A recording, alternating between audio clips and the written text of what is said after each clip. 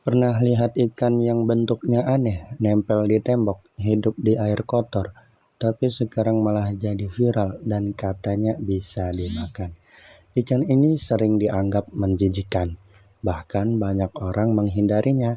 Tapi sekarang justru banyak yang mulai memburu ikan ini untuk dimasak. Apa sebenarnya ikan sapu-sapu ini? Apakah benar-benar aman dimakan? Atau justru berbahaya? Di video ini kita bakal kupas tuntas semua fakta tentang ikan sapu-sapu dari asal-usulnya, dampaknya bagi lingkungan, sampai kontroversi yang bikin ikan ini viral di Indonesia. Apa itu ikan sapu-sapu? Ikan sapu-sapu punya nama ilmiah Hippostomus plecostomus. Di luar negeri, ikan ini dikenal sebagai pleko atau ikan pembersih akuarium. Ciri khasnya sangat unik, mulut seperti penyedot, tubuh keras seperti berlapis baja, sering menempel di kaca atau batu. Fungsi awalnya sebenarnya sangat berguna, yaitu membersihkan lumut dan kotoran di akuarium. Makanya banyak orang memeliharanya sebagai cleaning service alami. Tapi siapa sangka ikan ini justru jadi masalah besar ketika dilepas ke alam liar. Asal-usul ikan sapu-sapu berasal dari Amerika Selatan, terutama dari wilayah Sungai Amazon. Lalu bagaimana bisa sampai ke Indonesia? Jawabannya sederhana, karena manusia.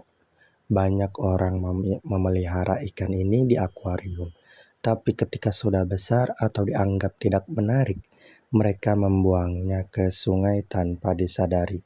Tindakan ini membuat ikan sapu-sapu berkembang biak di alam bebas, dan karena tidak punya predator alami di Indonesia, populasinya jadi tidak terkendali. Belakangan ini di Indonesia ikan sapu-sapu jadi viral di media sosial. Banyak konten kreator mencoba menangkap dan memasaknya, mulai dari digoreng, dibakar, sampai dibuat sup, bahkan ada yang dibikin somai. Ada yang bilang rasanya enak, ada juga yang bilang amis dan keras. Konten-konten ini bikin banyak orang penasaran. Masa sih ikan yang hidup di got bisa dimakan? Dari sinilah tren mulai meledak. Salah satu alasan ikan ini bisa menyebar luas adalah karena daya tahannya luar biasa.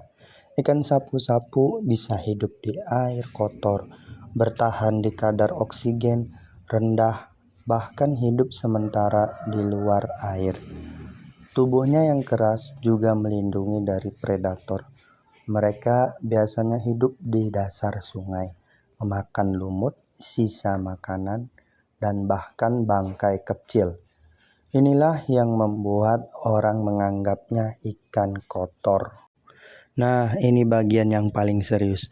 Apa sih dampak ikan sapu-sapu termasuk spesies invasif bagi ekosistem? Artinya, mereka bisa merusak keseimbangan ekosistem. Dampaknya antara lain memakan telur ikan lokal, mengganggu habitat alami, mengurangi populasi ikan asli, bahkan di beberapa daerah jumlahnya sangat banyak sampai mengganggu aktivitas nelayan. Banyak nelayan mengeluh karena jaring mereka justru dipenuhi ikan sapu-sapu, bukan ikan yang bernilai jual. Kalau menurut kamu, ikan sapu-sapu ini lebih baik dimanfaatkan jadi makanan atau dibiarkan saja atau diburu? Tulis pendapat kamu di kolom komentar.